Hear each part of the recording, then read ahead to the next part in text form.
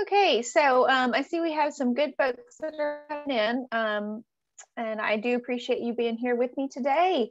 We'll go ahead and kick off this afternoon. I hope you all are settled in and you've got your lunch and drink with you, because we've got some really good content to get to today, talking about interviews and negotiations. So if this is your first time joining, welcome to the Back to Basics series. This is the last one in our session. If you have been joining me throughout this series, I do really appreciate it. And it's good to see you all back today. My name is Becca Shelton. I'm an assistant director here in the Alumni and Career Service at the University of Richmond. And just a couple things to note before we really dive into our content today. So throughout the presentation, we will have a chance to pause for questions, because so I've sort of broken it up into a few categories today. So if you have questions that are on your mind throughout the session, you can go ahead and throw them in that Q&A, please. I do prefer, since I'm sort of manning the show by myself today, I do prefer that you throw your questions in the Q&A as opposed to chat. Will remain open. That just allows me to monitor the questions better, and I don't have to look into places. But like I said, chat will remain open if you want to sort of communicate with each other, or offer some resources that you might know about yourself. If you see questions that you like come through the Q&A, you can upvote them, and so that lets me know that there's more than one person interested in that question. So what we'll be covering today are types of interviews that you might encounter, which are, as the technology continues to change, those continue to change. So we try to stay as up to date as possible with them. Some common and various types of interview questions that you will get. Some special considerations, given the fact that we are still in a virtual, mostly, if not 100% virtual environment, and considerations that you need to have for those types of interviews, some resources that you have to practice interviews. And then, of course, managing negotiations is how we will round out our session today. So before we sort of dive into the interview and negotiations content, I wanted to just say a few words about resources that you have available as a graduate of the university. Now, I do realize that for a lot of these sessions, we have folks that are current students as well. And so all of these are available to you as students. But especially as alumni, I wanted to let you know, if you have never joined me before for a session, this would be new information for you. But if you have, you already know all about this stuff. But essentially what you need to know here is you have career services free for life, which is amazing. Not a lot of institutions offer that, but because we are the University of Richmond, we are able to do that for you.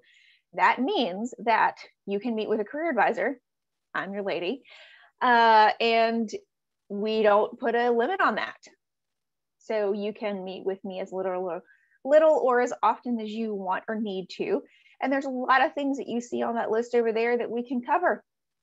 So things that are specific to your situation. We can talk about an action plan for you, no matter where you are in the process. I've been at the university for 2.5 years. So I have some good experience working with folks that are at all stages of their career development process in their professional journey. And I've been doing career advising for, I think I stopped counting at 10 years. And so I've worked with a variety of audiences. We can talk about your job search strategy. We can dive into resume and cover letter reviews, and we can do some mock interviews as well. So there's lots of things that you have access to.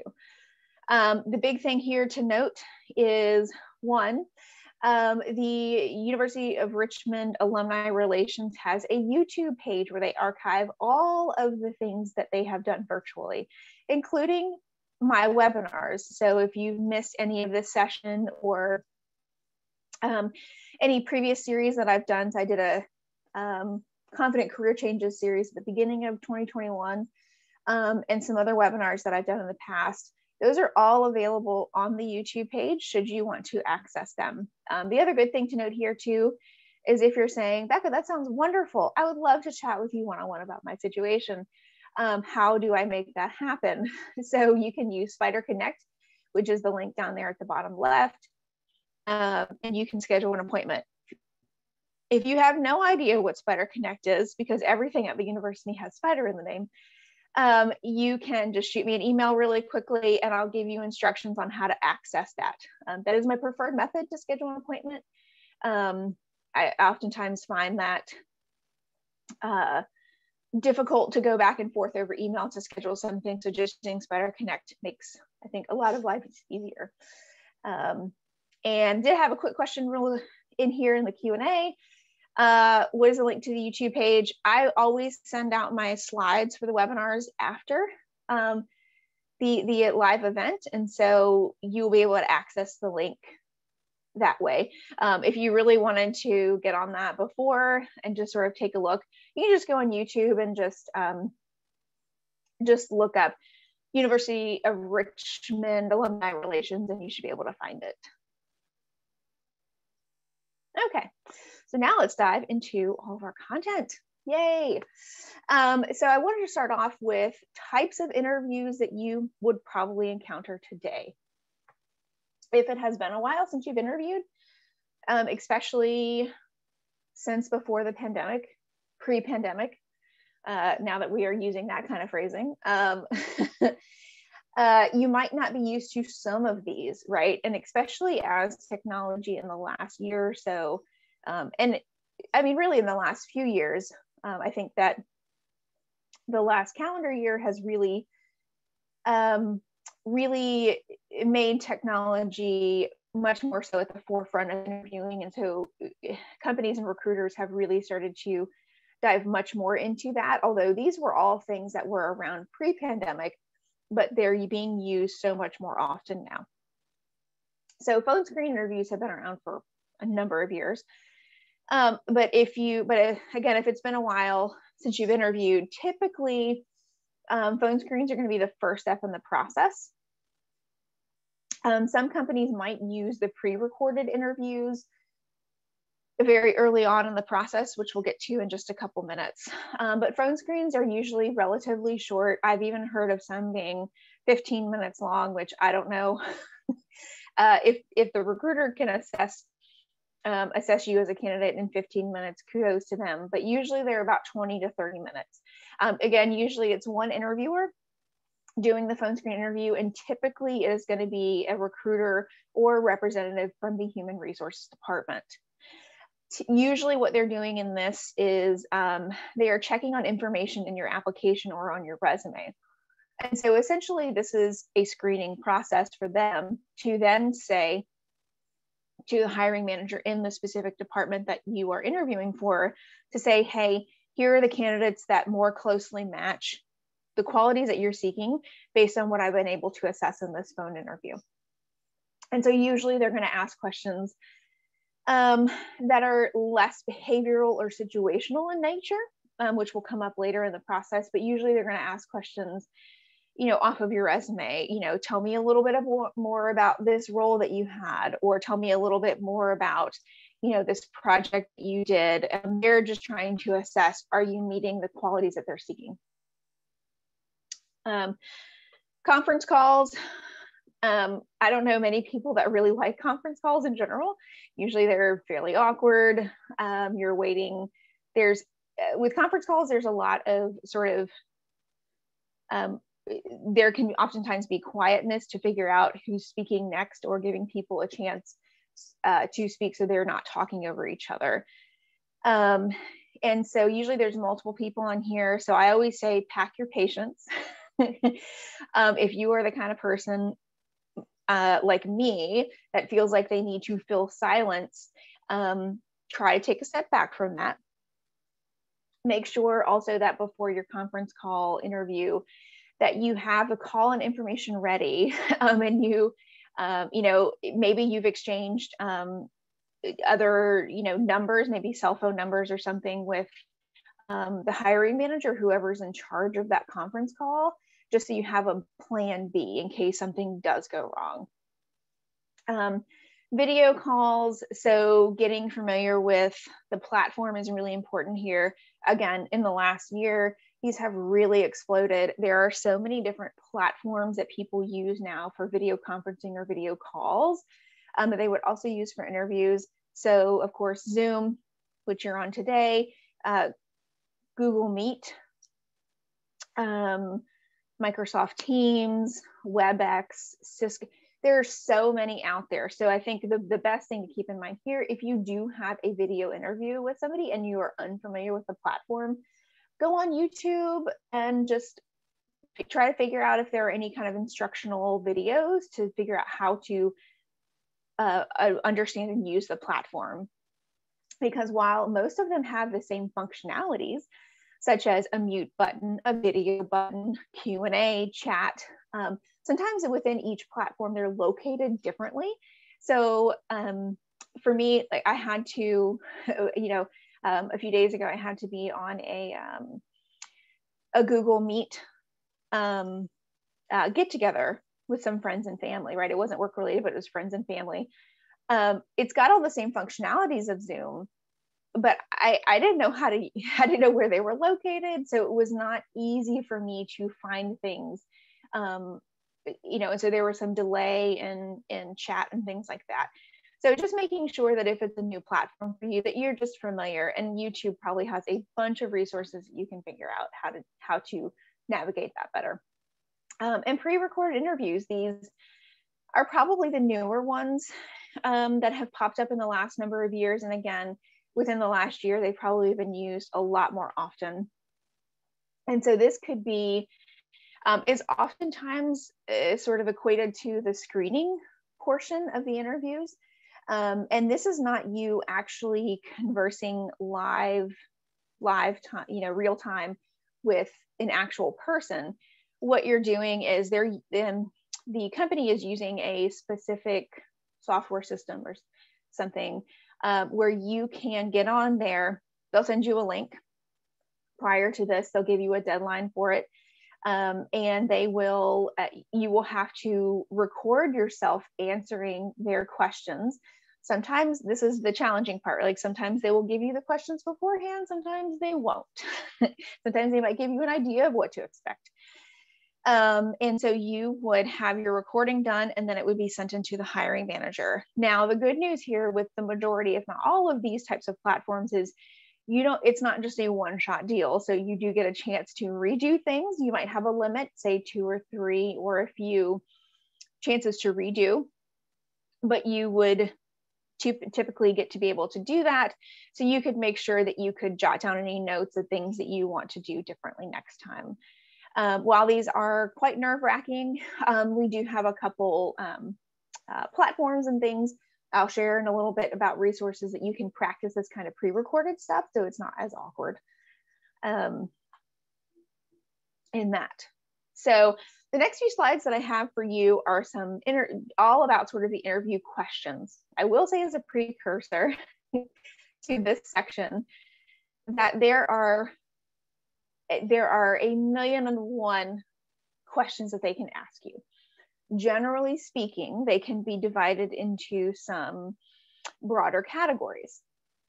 So while it's really difficult to predict exactly what kind of questions they're going to ask unless you have an insider information or know folks that are working at that organization that have been through the process before that can give you an idea of what to expect. The big thing here before going into an interview and preparing for their questions is really for yourself, reviewing the job description that you have access to. Hopefully you save that from your application stage, but reviewing the job description to understand exactly what kind of skills and abilities and candidate that they're seeking, and making sure that you have information, experiences, and examples to back that up. Okay. So some of the general categories here are really just sort of common introductory questions. A lot of these are questions that really either people generally don't like, they throw them people for a loop, or if you haven't thought about or practiced these questions beforehand and you get this in an interview, you're likely to do a little stammering. So tell me about yourself is the most famous one. I still see that used often. strengths and weaknesses, you know, things sort of to assess, like, how do you handle situations, right? Like failures and successes. You know, also questions like, tell me a little bit about what you know about our organization. What made you apply to this job? What brings you here today? What makes you qualified for this role? Those are all sort of things that usually kick off an interview. And they could be asked really at almost any interview in the stage in the process. And so being prepared for those is something I think that is really good, you know, before your interview, jotting down some notes, things like that. And I, you know, I will stop and sort of pause for a second. We have limited time today. And so I know that you might be wondering to yourself, okay, these are really great to know. How do I answer these questions? If I had an hour to talk just about interview questions, we would definitely do a much deeper dive into this. But if you are feeling a little bit unsure and you know you've got some interviews coming up, reach out to me and we'll talk individually about you and how you can approach these questions. And so the information here today is really meant to be a primer to get you thinking about some of the common things you could expect with this. So I just wanted to pause and say that really quickly. Some other questions that you might get are case interview or scenario questions. And so you're given a business scenario or situation and asked, how would you handle? Some industries commonly use case interviewing style. Some sectors of the business industry, consulting is really famous for using case interviews as well. And really what they're doing here is they just want to see you showcase your analysis and problem solving skills. It's not necessarily about a right or wrong answer. You know, it's not really a math problem to say, okay, either this is a right answer or it's an incorrect answer. It's really a chance for you to showcase how and walk the recruiter through how you came to this conclusion and how you solve the problem for them, right? Because those problem solving skills are something that they're going to be looking for in the candidates. Behavioral situational questions, these are the ones that people usually get and they think, oh no, here we are. These are the interview questions that really stump me, right? These are the ones that are, tell me about a time when, describe a situation, right? And so what they're really doing is they're assessing your skills for the job. So the best way to prepare for this is to review the job description ahead of time. Jot down some notes about what's really important to them in terms of their skills and abilities they're seeking, and make sure that you have examples, and situations that really describe to them, that showcase the skills that they're seeking. The STAR interview method is a great way to approach this. And I will, with my follow-up today, with the slides, I will send out some more information about STAR that will help you dive into that and how to use that. But really, it's an acronym to help you remember how to answer behavioral questions, and it stands for situation, task, action, and result. You can easily Google that as well and find some more information if you want that sooner. But that's a really good way. When I was interviewing regularly, I've been on a few active job searches. When I was interviewing regularly, one thing I would always do is write STAR in big letters at the top of my notepad that I had with me. So it would remind me, okay, this is how I need to tackle this question. Because otherwise, if you're unprepared for a behavioral question, you might find yourself rambling, and 5 minutes later, everybody is wondering what the question was. So that's not the situation when you want to be in. You want to keep it concise and quick and give them what they're looking for. Leadership qualities, this is especially important for folks who are looking at those types of roles. And so especially for like mid to upper management roles, you could expect questions around what is your leadership style? What kind of accomplishments have you had in your leadership? Maybe progressive leadership, and giving them some examples of how you have moved up in that. What are your visions and expectations for the future? Because if you are looking at these management roles, you are going to be in charge of that for either your department, the team, or a larger part of the organization. And so the hiring managers are going to be looking to assess what are your visions and expectations for the future, and do those align with what we're looking for. The last one here that is really been popping up a lot in the last year here is questions around how do you work remotely or virtually, right? So what is your style for this? How do you stay organized? How do you find success? How do you approach the challenges, the unique challenges that come with this workspace? You know, all of those kind of questions, because even though things are, you know, gonna probably hopefully in the next 6 to 8 to 9 months, gonna be opening up more, and people can expect to maybe return to work in a bit of a more normal fashion. If you're getting hired for a job in the next few months, you can probably expect to be at least starting that work in a remote fashion, even if later on down the road, they have expectations that you're coming into the office. So they're going to want to know, how have you been successful? How have you overcome challenges? And just generally speaking, what is, you know, how do you keep yourself organized and motivated when you are in this kind of remote or virtual work style? A couple other things really quickly here to note on this slide. Illegal interview questions. So I think it's always good to know what you should not be asked about, because there are some questions that you are not expected, and being protected under a legal status, you should not be expected to answer directly in an interview.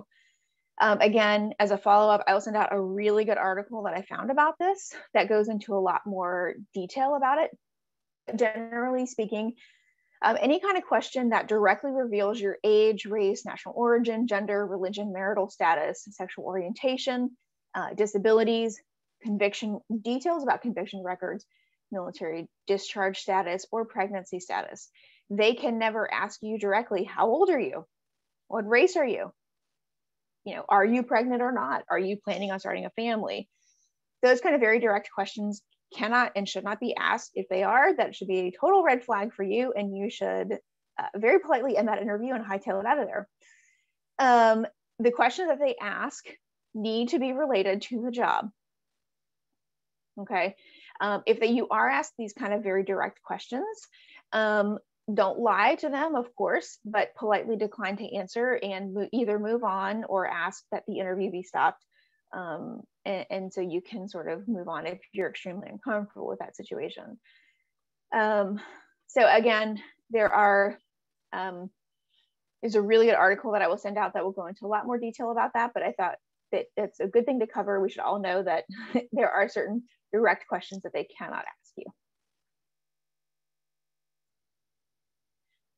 The next slide here, which I think is something that in interviews sort of gets overlooked a little bit, because once, you know, I think so many people spend time preparing for, okay, what questions they're going to ask me and how do I approach them, which is a really good thing. You should be very focused on that. But in any interview setting, you should be given the chance to ask them questions at the end. Again, if you're not given a chance to ask them questions, that's something that you should just note for later. You know, even in a phone screen interview, you should be given the opportunity to ask that HR professional some questions.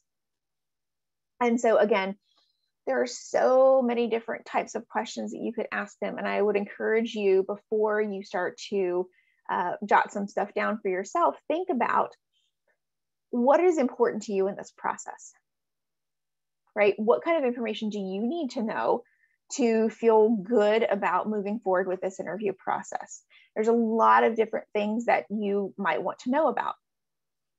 I think it's always really important to you to remember that interviewing is a two-way street. This is a mutual process. That organization is not the only one in the interview to be assessing if you are a good fit for this role, right? You are also assessing, is this organization, this team, this person that I'm going to be working with, is this going to be a good fit for me, right? So make your questions count. There's a lot, again, that you can ask. They're all over here. And you can ask questions about the actual job, training and development opportunities. So, things like, how will I be trained? What is the onboarding process like for this role?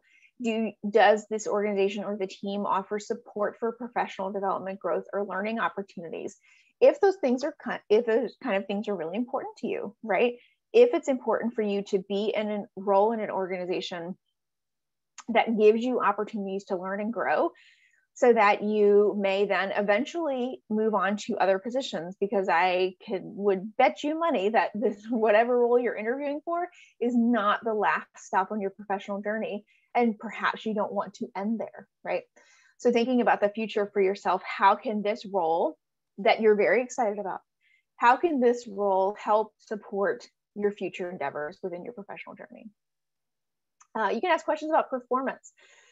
And so things like, what is the performance review process like for this role? Is there a formal evaluation? How often do those happen? What kind of metrics and goals will you be evaluated against as you might be in this role? And one that I always really like a lot, because it shows a lot of depth of thought on your part, is what are the expected accomplishments in the first 30, 60, 90 days for this role, right? So that shows that you are imagining and thinking about yourself in this role and wanting to feel really prepared for that. Because I think at the end of the day, no matter what questions you ask, if the hiring manager can leave that interview thinking this person is really invested in this and can really imagine themselves being in this role, that's a really good impression to leave them with. Okay. Questions about the company. Asterisk note here, make sure that you cannot easily find that on a Google search, okay, or their website. But asking some more specific in-depth questions, where do you see the organization headed in the next few years? Do you have any new products on the line that you can talk about, or plans for growth, right? So trying to see if you're going to invest years of yourself within this company, where are they going? Do you see yourself with that? Questions about the team or the culture. And of course, I always say ask questions about the next steps, because they might not offer that up for you to say, here's what we're going to be doing next. Be prepared in this, if you do ask questions about the next steps, be prepared for them to not make, sometimes they might not have a really specific answer to say, well, in the next 2 weeks, we're going to be making decisions on the next interview round or whatever. But they should be able to give you some kind of a sense of about how long this should take, and if they have other interviews planned. Because I think the big thing here is the uncertainty of it all, right? And so you're not sure, am I going to expect 2 more interviews? Is this the final interview? I have a funny story about that. Years ago, I interviewed for a certain role, and I was called by the hiring manager, who I knew just based on what I could find online that this person was the actual hiring manager in the department. We had a nice little chat, which I thought was just a really informal conversation. I did not know that that was his screening interview. And then I was invited to travel to that place, which was a good distance for me, and he knew it. I was invited to travel to that place for an interview. And I did not realize that that was the final interview. And so, shame on me for not asking the question, but the initial conversation with this person did not indicate to me that this was any part of the formal interview process, right? And so I think asking questions about what is the hiring process like, what is the interview process like for this role, is a really good important step to make sure that, one, you feel prepared for what to expect, but it also gives you a really sort of good timeline to work with as well. So if you're wondering, how in the world can you practice these things? First of all, like I said in the beginning, we do have some mock interview appointments. So if you're in Spider Connect and you're looking to schedule something to chat with me, make sure that you click the option for the mock interview. That does give us an hour together, which is really great. So we can run through that. And other things that you can do sort of in the immediate term if you want to. So Interview Stream is a platform that we pay for in Career Services, and you can access that for free through Spider Connect with your University of Richmond email. LinkedIn also has a really, really great new feature. And this is not a premium feature. So you do not have to be a paid premium member of LinkedIn to be able to access this, which is great. If you go under the Jobs tab in LinkedIn, which is on that sort of top bar for you, that gives you like 5 options. If you click on Jobs, and then if you click on the More button at the top of the Jobs page, you'll see, I don't know exactly what they call it, but is their interview practice feature, which is great that they have made this available to the free members who, like me, just don't want to pay for premium. And so you can look at I think 25 or 30 common interview questions within each of those questions. So say, tell me about yourself. You can look at experts give advice on how to approach and answer that question.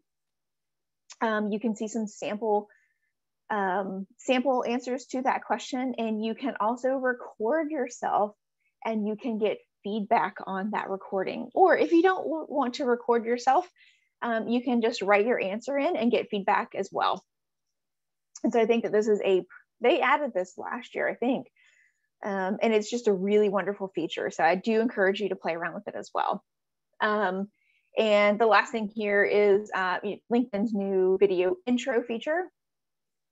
And so this is sort of like the pre-recorded interview type that we were talking about earlier, where if recruiters are using LinkedIn solely for their hiring process, to source candidates, if you are applying for a job on LinkedIn, some recruiters, and this is not a guarantee that every single recruiter on LinkedIn will ask you for this, but they could ask you to submit a pre-recorded interview through LinkedIn as well.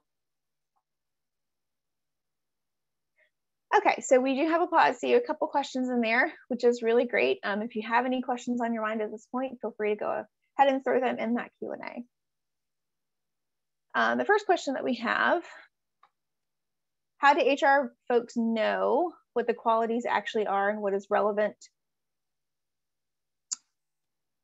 in terms of experience and specialized knowledge? So I think I understand what you're asking. So HR folks, they do communicate often and regularly with the hiring managers from those specific departments. So they have a chance to, and they do have knowledge, and especially based on the job description, they do have knowledge of what kind of, level of skills and abilities are being sought after. So while they might not know every single thing that somebody would, a hiring manager might know, they have a good sense to be able to assess, at least initially, the candidates that come through for that. Somebody asked, what does STAR mean? Yeah, so again, STAR stands for situation, task, action, and result. Again, I will send out some follow-up information with the slides that will go into a lot more depth about this. But STAR is just a really good acronym to remember how to answer behavioral or situational questions. And so the situation would be, when you are answering these questions, you want to make sure that you're giving them the information they need to be able to assess if you have the skill. So you want to set up the situation for them, what was going on, the task, the tasks that you were given or that you decided that you needed to do to solve this issue, the actions that you ended up taking, and then what were the results of that, right? So what happened? And I think with the results section, it's always important to remember, you don't have to give, it's great if you can give really stellar examples of where you were very successful in things, but it doesn't have to be that way every single time, right? I think it's okay and also shows the humanity in all of us to say that, hey, there are times when things did not go the way that I thought, but then make sure that you follow up and you round out that answer with, but this is how I handled that failure situation, right? For example, I gave an example once in an interview about a program that I tried to plan for students, and frankly, it failed miserably. It did not go the way that we wanted it to go. There were some people in the process that were disappointed. But I gave that example to show how I face challenges and failures in my job, right? And so I think that just sort of a side note on that one, it's also important to keep that in mind. And one more question come here through the chat. When using STAR technique, should you be announcing this was a situation, this was a task? That's a good question. I don't know that you need to be that obvious with it. I think that there are more sort of subtle ways that you can weave that in there, just setting things up for them. You could say, in this past role that I had, or in my current role, as assistant director, I was put in charge of planning this specific program for students. You could name it. These were the things that we needed to accomplish for this project, and sort of just keep going for that, right? So I hope that's helpful in answering that question, but I don't think that you need to be that obvious with it.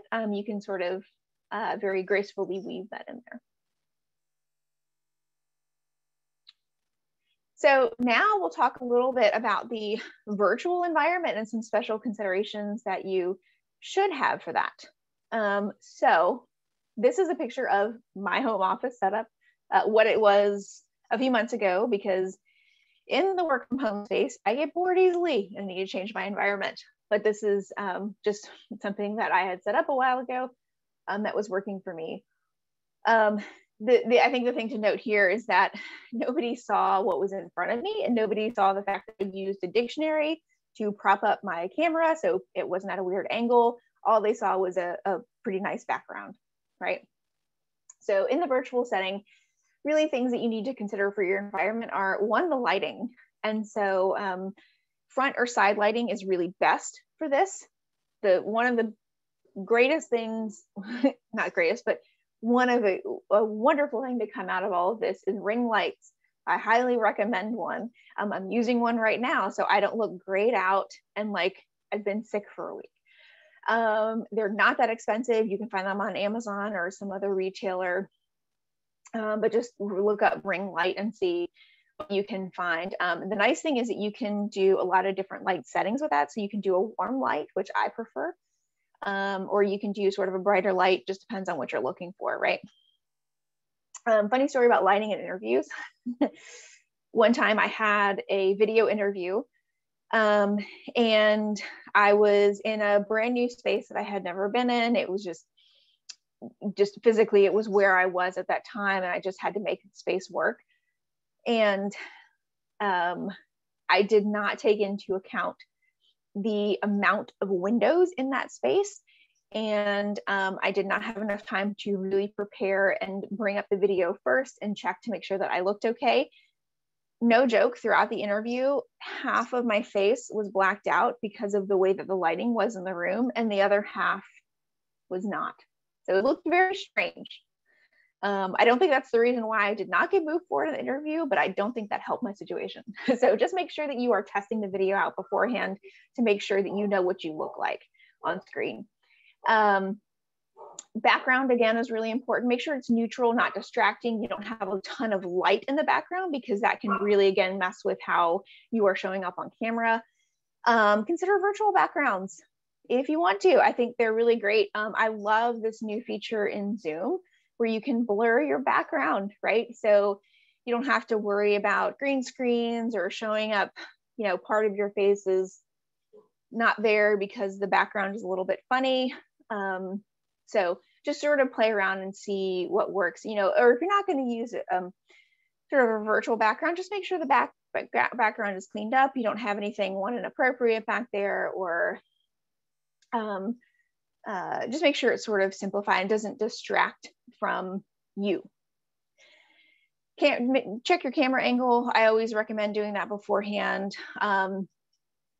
So you want to make sure that you're logging in like probably 10 or 15 minutes early to check all this stuff, making sure that everything's okay. And again, the noises. And so if you heard a moment ago, my dog barking in the background, which I did, making sure that you are mitigating for as much noise interruption as possible, right?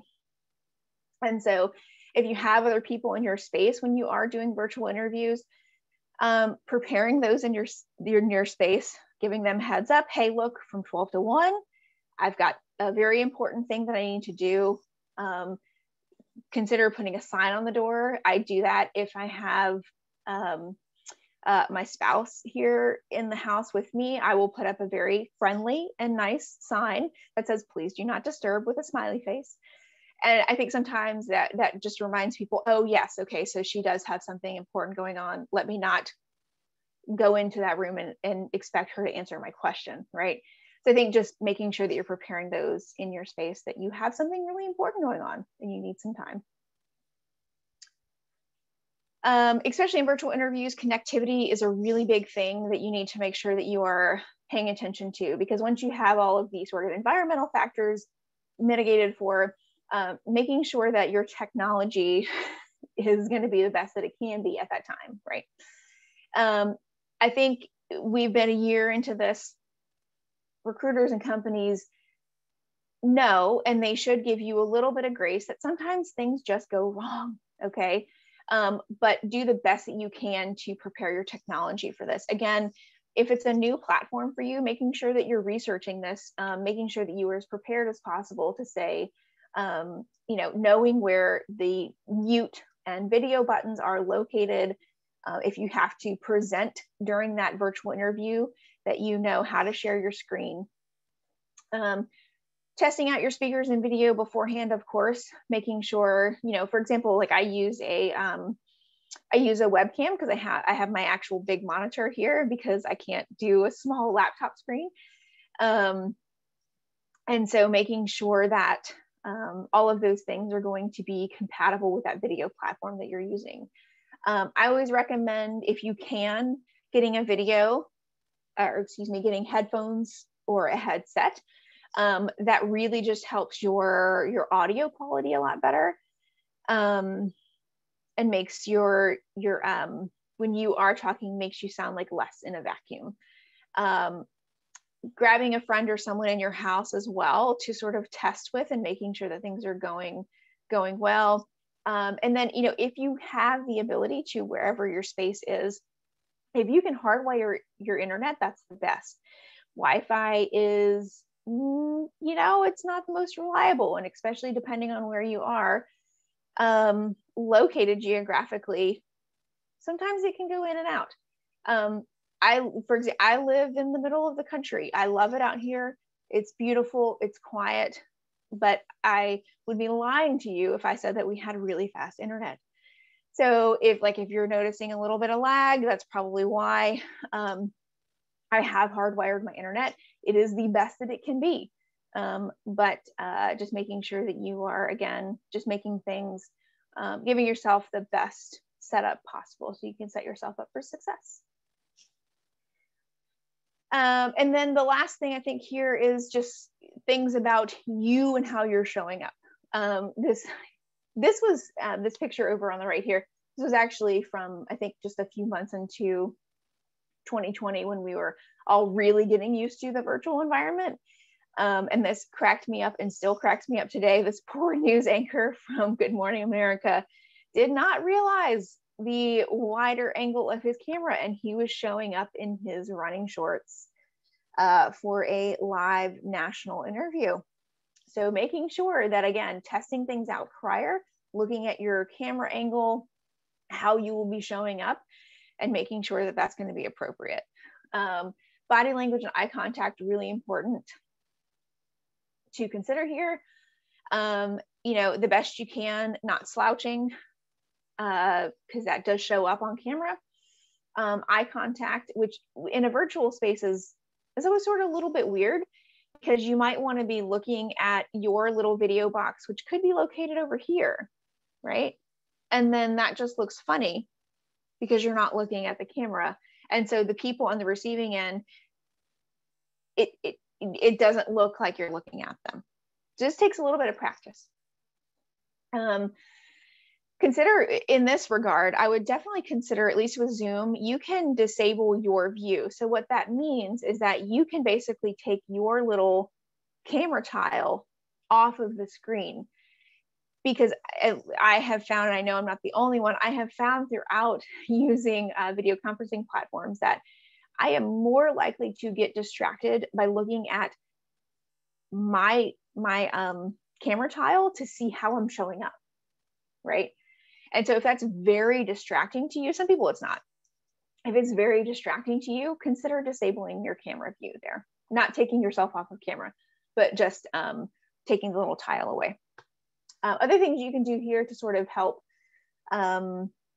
mitigate for you look like you're looking all over the place is, one thing that I always do in these presentations and anything else I do where I have to remember things is using Post-it notes.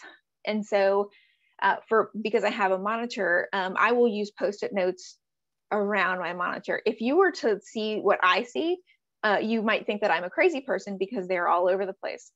If you're using a laptop, consider putting some sort of Post-it notes or reminders for yourself behind your screen, so it doesn't look like you're looking over here at your Post-it note, right? And these, especially in a interview setting, these would be just sort of reminders. Maybe you put up star to remind yourself, okay, this is where I need to be for behavioral questions, or you jot down some notes about how you would answer, tell me about yourself, right? They're just little reminders, so you don't have to keep looking at your notes like this and then talking to the other people, okay? With any interview attire, so no really bright colors, nothing really distracting, especially for video interviews. If you do wear makeup, test run to make sure that it looks okay. Nod and smile to show your engagement. Have notes. Again, you can do the Post-it note thing, but also practice how you would answer certain questions and making sure, like you would do for any interview, showing up early, right? Even for a video call or video interview, making sure that you are there, 5 or so minutes early. So if anybody else is in the interview, even if they're not ready to start yet, that does show your enthusiasm and your punctuality. Okay, so now we have a pause for questions. I'm gonna grab a sip of water, and if you all have any burning questions, throw them in the Q&A.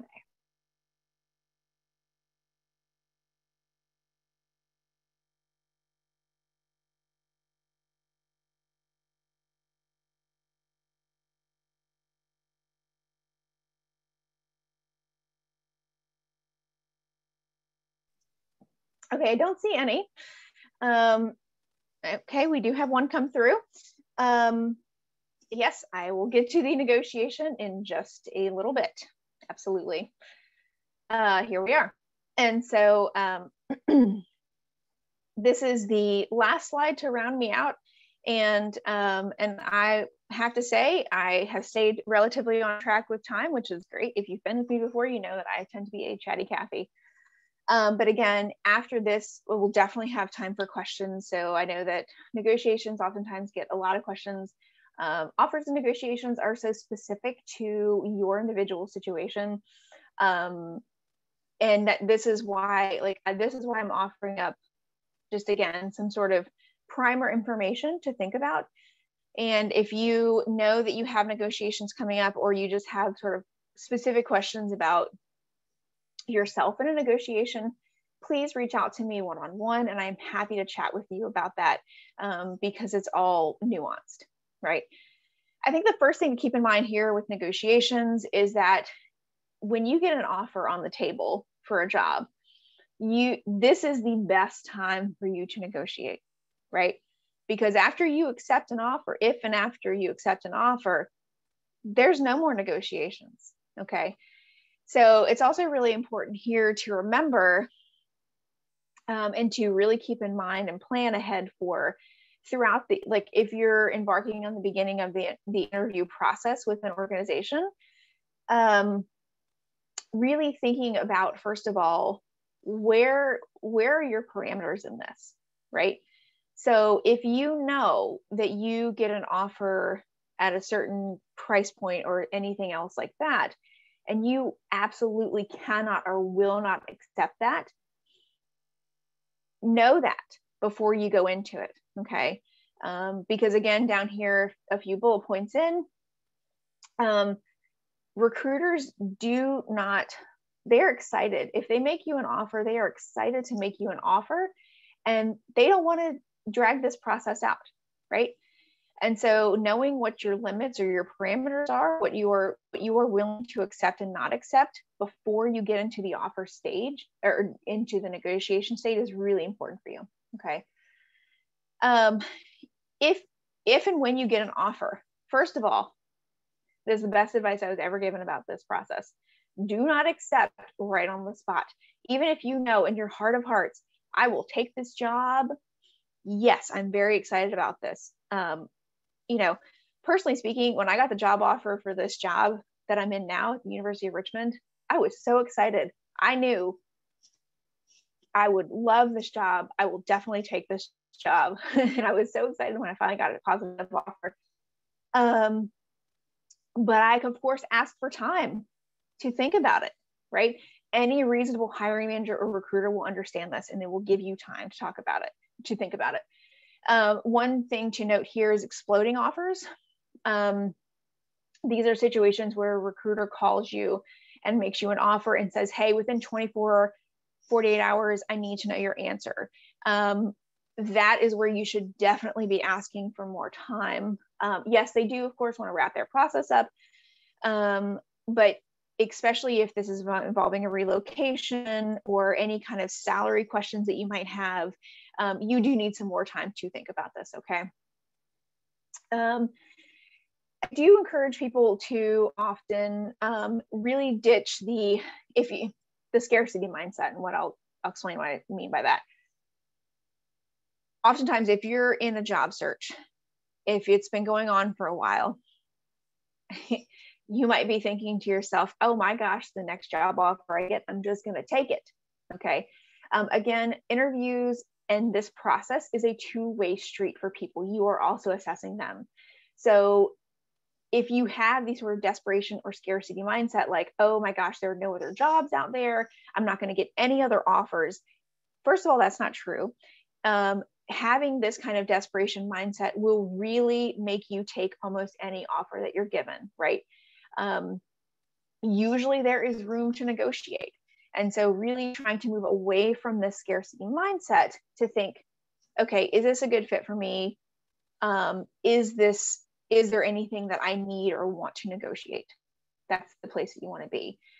Knowing also that, of course, when we talk about negotiations, 99% of people think salary, right? Of course, yes, salary is on the table to be talked about oftentimes. But there are other things that you can negotiate, such as PTO, vacation, sick time. I've known folks throughout my professional career that have negotiated those things, right?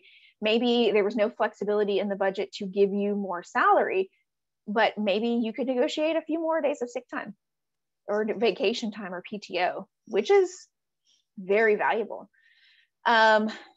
Maybe there's a hiring or signing bonus that you can negotiate, maybe in lieu of an annual salary increase. Maybe they could give you like a one-time signing on bonus, right? Negotiating relocation benefits, possibly other types of benefits that are in that benefits package that they offer you. And even people sometimes negotiate job title because that might be important. Again, this is not the last role, the last job that you will ever have in your journey. And so sometimes job title is important to get to that next stage in your journey. Couple other things really quickly, because I do see we have some questions coming in. And I do realize we will probably go over time. I am sorry about that. But if you do have to scoot off right at one for something else, again, this is being recorded, so you will be able to access it later on. And again, I will send out the slides. It is not uncommon to be asked early on about your salary expectations, right? Especially if you are sort of mid-career and above. you could very well be asked, the recruiter is going to want to know, where are you? Like, where is your mind in this process? And is this something that we can move forward with?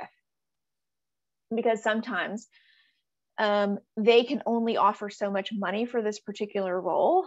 And if they get a sense of, that you're going to be, that you won't take anything less than a certain number, they might deem it just, what, maybe this is just not the candidate we need to move forward with, because we might not come to an agreement on anything. So if you're asked early about this, this is why it's important to think about a range that you will or will not accept within. Okay. And so you can say something to the effect of, based on market research, because whatever you're thinking about for your salary expectations does need to be based on research, not just, well, this is what I really want. This is what I, expect to have based on the fact that I think I'm amazing and awesome, and I offer you all of these things, right? It needs to be based on market research. This is the range I'm thinking of. Give them a decent range. For mid-career professionals and above, anything from $10,000 to $20,000 range is pretty acceptable. If you're in the beginning part of your career, giving them a $20,000 range is probably not going to be reasonable. But you can say something to the effect of, I'd really like to keep focusing on the role and my ability to do this role, and we can discuss compensation another time. If you are at negotiation stage and you are wanting to make a counter offer, I oftentimes get the question of, well, I don't really know how to start this conversation, right? Because it's always awkward. I've not met a person that really likes negotiations, sort of like cover letters. Nobody really likes them, but sometimes they're really necessary. So you could consider starting off your conversation with the recruiter, the only thing, I'm really excited about this offer, I appreciate it, but the only thing preventing me from signing this offer is, and offer up what it is that you want to counter negotiate or counter offer. If you are negotiating, especially if this has to do with salary, you want to ask for more salary. Things that you need to consider when you are making your counter offer are, one, of course, first and foremost, what are the industry expectations? What's the marketplace value for this, right? So you can use, again, it needs to be based on market research. So sites like Glassdoor.com, Payscale.com, these are just a couple examples, not the only ones.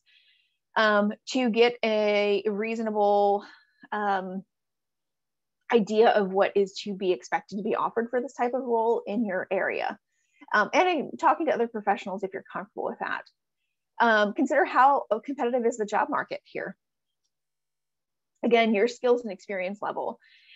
Maybe you have, really insider knowledge about this particular industry or the space within the industry that you're interviewing with. And your experience level, maybe you're at the top of maybe you're asking for, 10 to 15 years of experience and you have 15 or more years of experience. That could be an added value that you bring to that, right? And also other things to consider are the location, cost of living expenses. Are you commuting a long distance for this? And is that something that you can negotiate as well? So again, I know that this is really just sort of top level information, but hopefully this gives you an idea of where to start with this. And I know that we are at time, but we do have some questions that I want to make sure that we get to as well.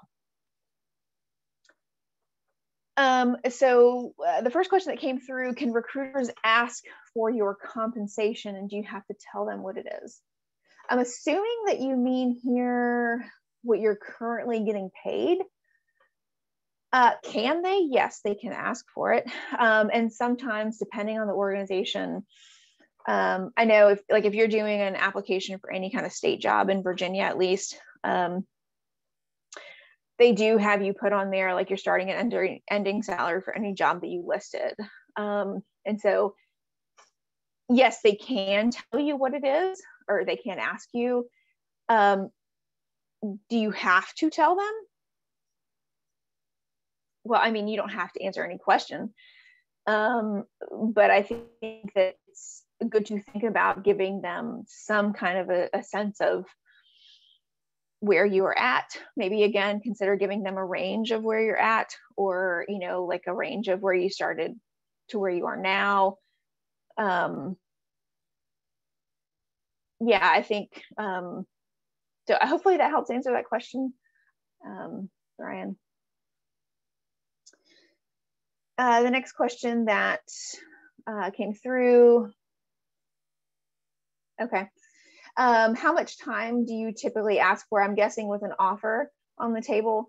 Yeah, how much time do you typically ask for? I would say that's sort of situation dependent. Again, with the notion of like, you don't necessarily want to drag this out for a few weeks. But say for example, it's a different situation if this is like a local thing that you're not going to be relocating for, and there's not those kinds of considerations. But hopefully you have made the decision that, like, if this is a job that requires relocation, whether or not you would do that relocation, you should have been considering that before. But I would say a typical time frame to ask for is, you know, a few days to a week to come back with your answer or a counter offer, right? That's fairly reasonable. I would definitely not go more than a week, because that recruiter, again, you know, they were excited to make you this offer, and they would really love to wrap this up and get you on board. And so they're not looking to drag this process out for a long time. So hopefully that's helpful, Lori.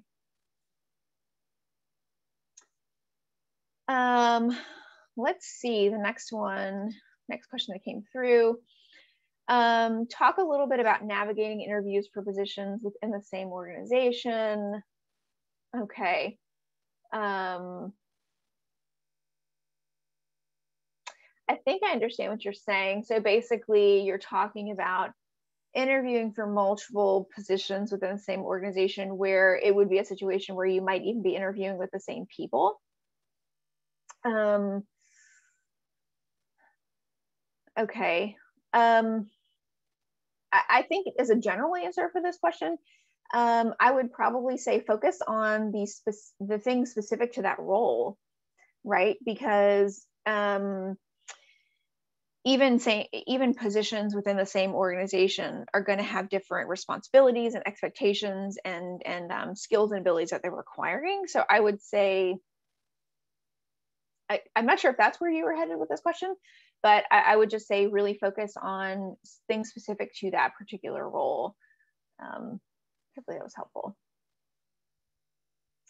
Do you have any points for a meeting to review and ask for a raise that differs from negotiating an offer? Okay, so asking for a raise. That is a whole nother ball of yarn. That's a great question.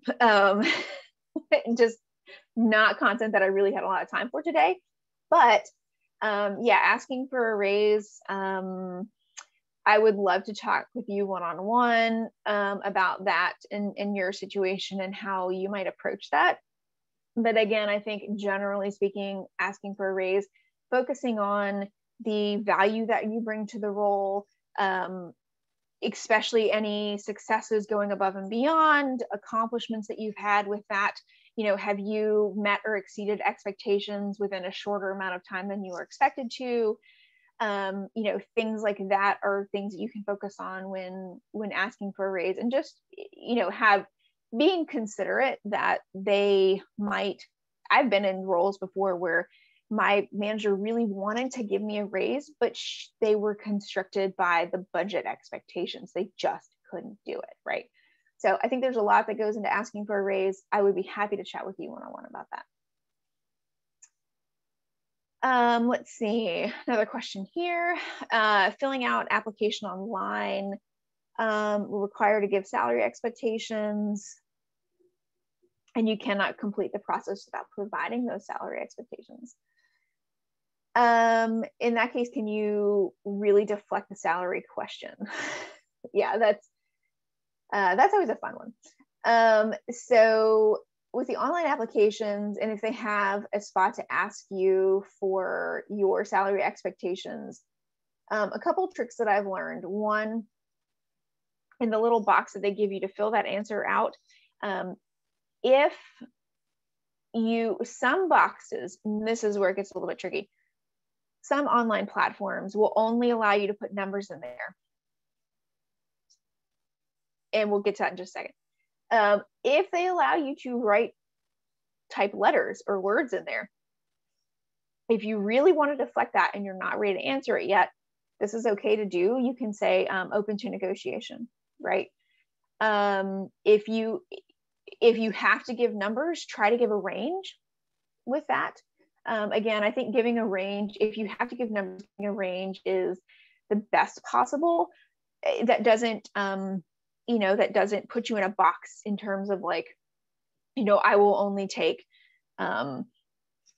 so many, this particular salary, like 60,000, right? Like I'll only take this. So it doesn't put you in that kind of a box. If you can give a range, that's great. If they're really making you give a very specific number, maybe put something near the mid or top of your range, as long as it sort of flows within what if they provided a salary range with that job description, if it flows within there. And then consider also other parts of your application, such as if you're submitting a cover letter with this job, you could consider putting a sentence or two in there about a range, right? So there are other ways you can provide this kind of information for them that allows you to expand on it more than a very simple box that allows you to put a particular number in there. So I hope that's helpful. I think that gives you some options to think about in terms of doing that. And last question we had here, which is a really easy answer. Is the Career Services Office open to in-person during COVID? Unfortunately, no. Sorry about that. We are still virtual. I know my background is blurry, but I am in my home office. So no, unfortunately, we are not taking in-person appointments now. And I do not have a great answer for when that will be. We're kind of taking this, a semester and a few months at a time to see how things go. But as soon as we are able to take in-person appointments, we will definitely let everybody know that. I appreciate it. I don't see any more questions coming through. And if you hung on with me this late, thank you so much. I really appreciate it. This concludes all of our information today. Hope this was helpful. Again, I know this was primer. We skimmed over a lot of information, but hopefully this gave you something to think about. And again, please reach out to me should you have any other questions and want to talk about your individual situation. I am an email away. So you just let me know. In the meantime, I hope that you all take care, be good to yourselves, and I will see you soon.